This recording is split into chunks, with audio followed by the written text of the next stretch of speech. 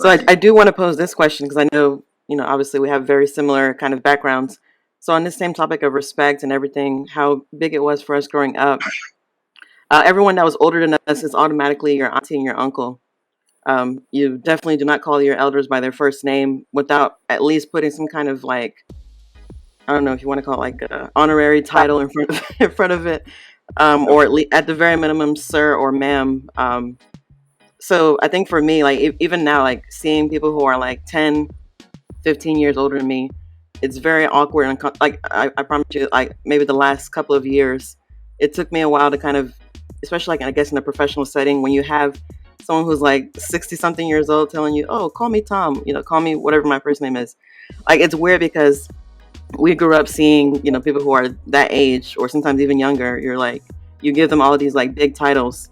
So I guess I wanted to ask, I'll start with you, Curtis. Like, what is your opinion of this whole, I guess, auntie and uncle? Is that something that you plan on incorporating, with your child, or in general? Like, how do you feel about it? And we'll just kind of go down from there. I think for me now, and what I've learned over the years now is it depends on the value of the relationship. So like I have close friends that I would, like they call him his nephew because they, we've been close like that. They call him nephew, so I would expect my son to call them uncle and auntie, depending on if he's comfortable with that, of course, as well. Mm. But everybody definitely don't deserve that title. Of course, if you're family, that makes sense. Like I said, close friends that have actually been influential in my life. But just because we make a new friend or a new coworker, you're not going to be required to call you auntie and uncle. But I also think sir and ma'am is appropriate. But it is kind of hard to tell these days because sometimes people are now becoming more offended by those kind of Mm. terms due to Yeah. the ongoing changes of gender fluidity. So yeah, that's my thoughts on that for the most part. Okay.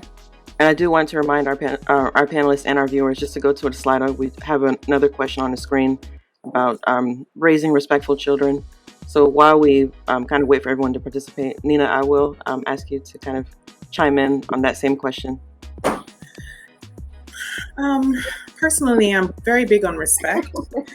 And again, back to how I was raised. So I'm very big on respect. My kids within the family, they have to have a respectable term in front of their elders, period. And right now that they are at a certain age, they have to have a respectful term in front of elders outside the home. At this point, I'm not really concerned about the topic you just brought up because it's like they're kids. But I think as they grow, they'll make their decision on how they want to refer to people, in the corporate world, because that's a different ball game. Right. I struggled. I struggled with people way older than me that report to me, and so I start to say Miss this, and I just decided to call everybody Mister and Miss, just so I don't, confuse myself. But yeah, personally, I think at a young age, and again, my youngest is 7.5, my oldest is 9. At this age, they have to put a respectful term in front of their elders. And I guess as we as we go along this parenting thing, we'll kind of see what happens as they get older, So That's a very good point. Micah? Nina, are you my like spirit mother? weird. I don't think I take too much of an issue with the whole auntie uncle thing. Of course, the value of the relationship matters as far as which relationships you'll stress. Like, make sure you call this person auntie, make sure you call this person uncle. I think I have been hesitant because of the dynamics of the relationships changing as time goes on, with allowing my children to even really refer. I'll let them say, "Oh, hey, how are you doing?" Greet them, but I don't think I've made it a point to stress certain titles on certain people, just because I know growing up, when relationships change between our parents and other people, it kind of felt odd. Like, okay, is this person really our auntie and all that? So I quite frankly haven't dived into it too deep because my kids are still young. But this question has brought up something I need to probably think about because they're getting older, and I do want them to be respectful. But however, I do like the auntie uncle concept because it does give the whole concept of the community feeling like a family. And family does have some dysfunction, so that's a part of life. So Yeah, I'm like, I love that you brought that up because that's something I think about all the time and I kind of battle with a lot too. Because, again, we grew up, in Charlotte, kind of raised around the same people. So we know, certain people that our parents grew up around. I mean, when our parents came to this country, as you mentioned, family is a really big thing because that's one of the challenges, I guess, that we have, being from, coming from another country and living in another place. All of our, I guess, core family and everyone else is back in our homeland. So when you come to a new country, you have to kind of formulate these relationships or fictive kinships, which is something that we discussed in a previous kind of topic or so.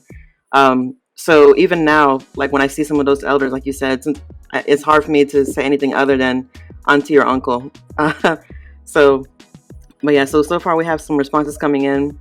Do you get offended when your kids talk back to you? The majority of people are saying yes.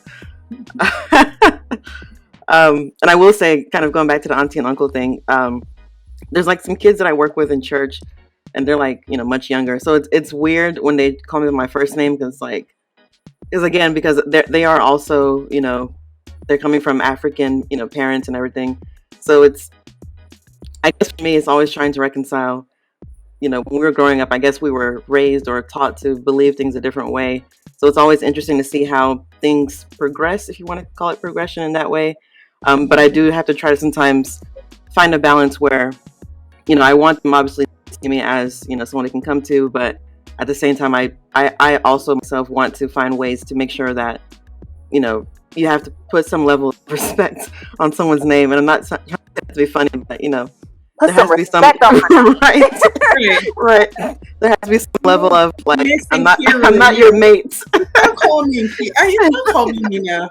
Right, Nina, who am I, a mate? right. Yeah, so just trying to reconcile that. That's something that's like a really challenge, I would say, for me. So let's see. So 25% said. Let me see it. Oh, Marlene, go ahead. Yeah, I wanted to just point out, like, because, sometimes I always say that we Africans, we live the culture, but we don't understand our culture.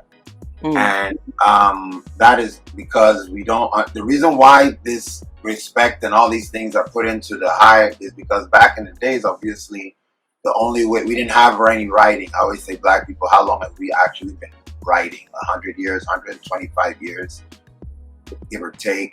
Right. So at the end of the day, our natural forms of communication are even higher level art forms and songs and things like that. So it's like this oral tradition. That's how you get information from the top to the bottom. It is everybody always talks about cultural exchange as if it only happens between different cultures. No, it happens actually within. It's actually more important that it happens within the culture between intergenerationally, right?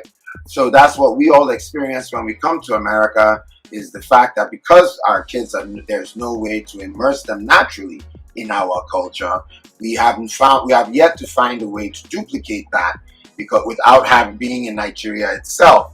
So our kids eventually lose their culture. Your grandchildren will not even understand whether there's a place on the planet called Nigeria. That is just how it is. It's not us particular to us.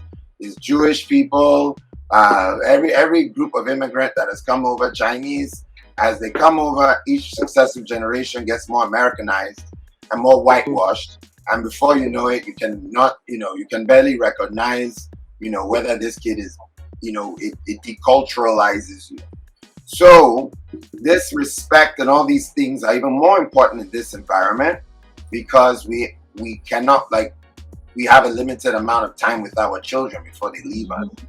And that time you must spend it discussing with them and sharing and engaging in this cultural exchange, And especially for Nigerians, where we send our kids off at 17, that even gives us a little less time.